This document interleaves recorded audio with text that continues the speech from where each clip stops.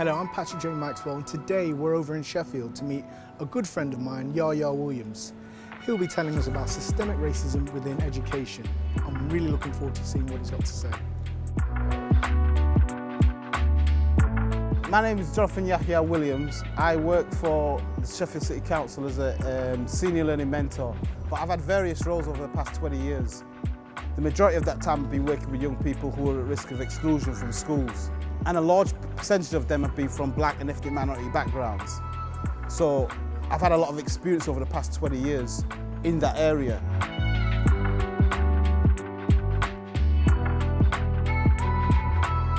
I'm also doing a research doctorate, an Ed.D., which is a doctorate in education. And my focus is looking at disaffection amongst young people and their experiences of education. It's important to say when you look at school exclusions, there's a number of different social categories that you can identify that are most vulnerable. Because you've got to narrow down your research, I'm looking solely at Black Caribbean young people and looking at their experiences and looking at that specific community. A, because I've got access, it's in the interest of mine, I'm from that background myself. But B, also, there's a lot of research in this particular social group. For some reason, Black Caribbean kids and kids from the African background, they don't experience the same thing. African kids aren't excluded as much. Yeah, the attainment gaps aren't as big. There's not the same. So there's something clear there. In my research, I have spoke to one head teacher and a college vice principal about some of the young people I was working with who came from a Black Caribbean background. And the head teacher actually said, look, there's some young people that we've got here that have come from Africa and they've come from some real harsh conditions. They've come over here on asylum and they are flying. But you've got kids here who haven't had that same experience and they're struggling. Why is that? So he was seeing it himself. I haven't got enough data to look at that and to understand why, but for me, if I'm personal view on that, I would just say there's a lot to do with identity. You find that with many groups who sort of come from abroad and they might have a stronger sense of identity. So social inequalities might bounce off them. Because look, I personally believe this, if you struggle to know who you are, then any sort of negativity that you get, you'll internalise. And I think that there's issues with many young people. When it comes to, for instance, racism, people internalise it. So I had a similar conversation with my dad. When my dad came to England, the first experience he had of racism was when he first came to England. He never experienced that in the Caribbean. And I asked him what was it like, what happened, what did it feel like when he experienced it. He said he thought the people were really uncivilized and he was shocked. But he was in his 20s and he also knew where he came from. So he knew where home was, but he also had a strong sense of identity. So I think there's a lot of that to do with it. There may be other factors, but I personally believe that if you are struggling with a strong sense of identity, then any sort of negative that you get, whether it's racism or any sort of oppression, I think people internalize it. But if you know who you are, then it'll bounce off of you.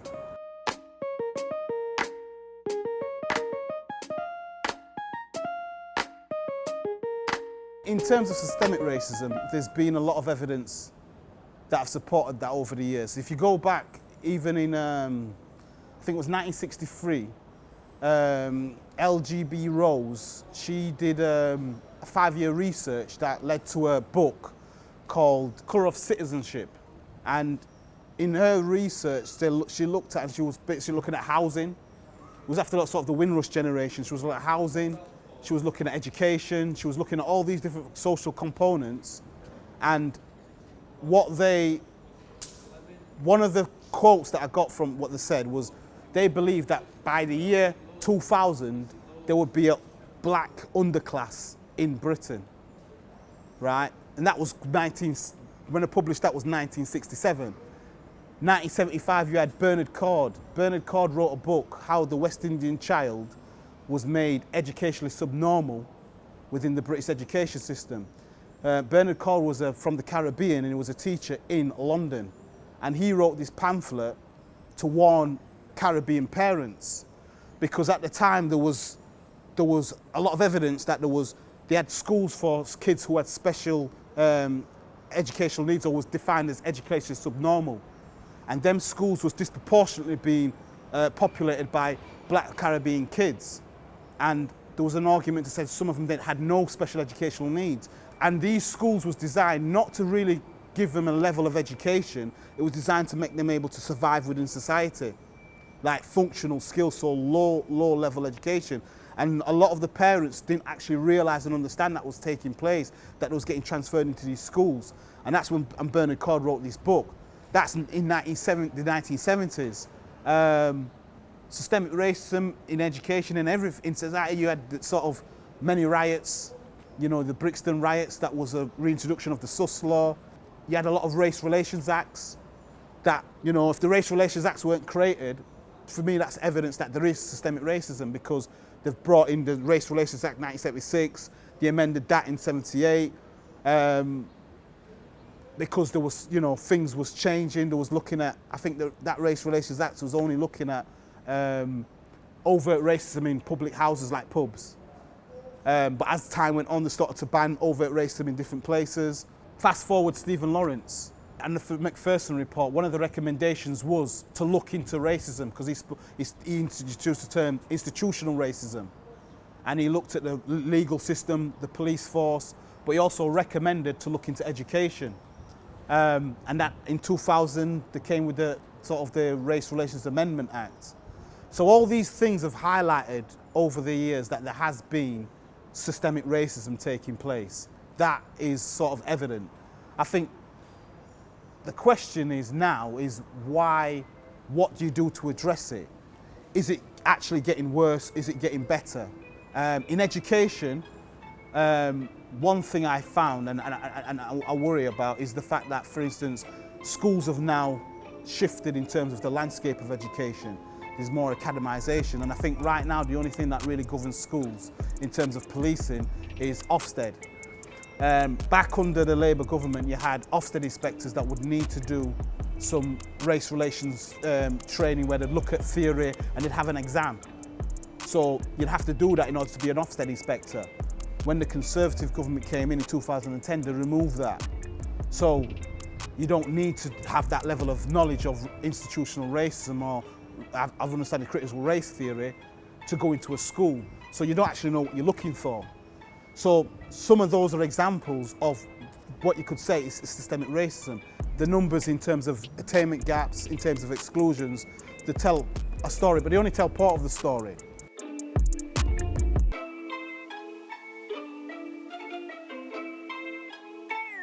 There has been evidence that has clearly shown that with black and ethnic minority kids, sometimes teachers can underscore them. So some kids have been getting better grades in terms of what the teachers predicted.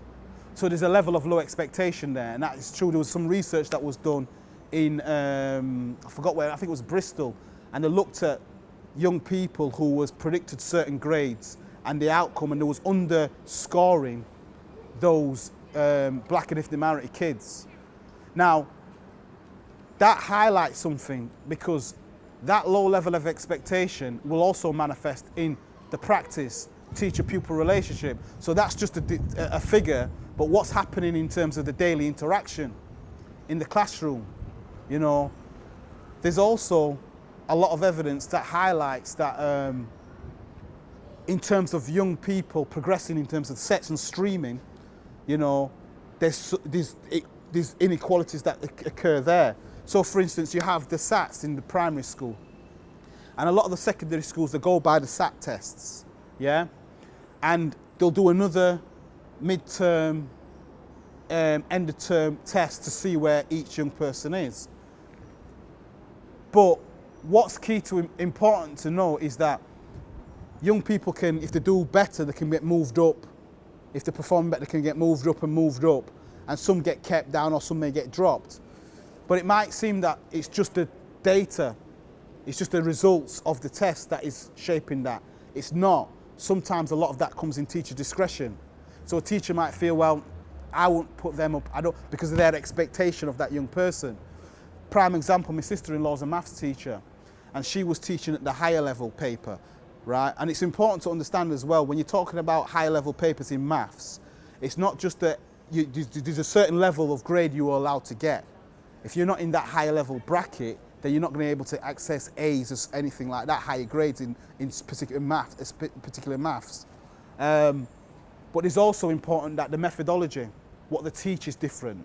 So if you're not in them higher level sets, then you're not getting access to that level of teaching as well. So she was teaching at the higher level set, and she had an Asian boy in her class that was working at a lower set. And they said, oh, we're going to pull him out and put him in his right set. And she said, no, leave him there. And because I think she was the head of the maths, she had a lot of autonomy. So her discretion kept him in there. He ended up getting an A* and going on to university. If she'd have pulled him out, he wouldn't have accessed it. So a lot of it's down to, as well, teacher discretion, which is not measured. It's only measured saying the data, yeah, the test results. Maybe it's that down to the expectations. And there's another worrying thing. Young people go by adults' expectations, yeah, or that young person's expecting the adult to believe in them, where the adult's waiting for the young person to show them something that's going to contradict their internal belief. They may look at them and think, well, I don't think you're going to achieve that well. Could be down to dialect, the linguistics, the way they speak, whatever it is. It could be down to a racial stereotype that they might have. It could be down to anything. But that has an impact, so it's the interactions. The call to introduce Black history to the curriculum and it's been quashed, and how it would benefit all kids. I don't think it would just benefit kids, I think it would benefit teachers and parents as well. It would make them realise that there's been a lot of contribution that Black people have made in history. So if you're looking at inventors, so for instance traffic lights, I know a lot of teachers don't know this, that Garrett Morgan was a black guy who invented the traffic lights. If they look at Lewis Latimer, who invented the filament for the light bulb. You've got Daniel Hale Williams, who invented the blood transfusion. All these different things, and it goes on and on. For Black children in particular, I think that would actually make them realise that there's other people just like them that have succeeded. People strive for things that they can see. If you can't see yourself in a position, then it's hard for you to kind of strive for it, isn't it? And I think that's across all sort of boards. Everybody plays a role. And if the only images you see are negative, then unfortunately they're the things that people strive for. And that's inequality itself. So yeah, it would be a benefit for not just kids, but to teachers and people as well. In summary, I would say that, look, to address inequalities within education, it's a massive task. But there's no one problem. There's a number of different issues. There is a lack of knowledge and understanding within that at high levels, people in positions of power that don't quite understand what the issues are. It's been very important not to play this blame game, because nobody wins. Yeah, nobody wins. Yeah, if I'm on one side and they're on another side, and you know we're all at each other's throat, kids are in the middle, they lose out. Nothing changes. And then there's policy. Policy is a big thing, because policy and how policy is enacted, and what shapes that inaction and how it manifests on the ground, that's another overall area. So policy has to change. It has to change at the top. It has to be a situation where it's just like attainment and grades are very important, so does the well-being of young people. That has to be equally important. And if we put all that together, and that's implemented in policy, not just in words, but also in practice, and it's monitored and audited, then I think you've got to step forward.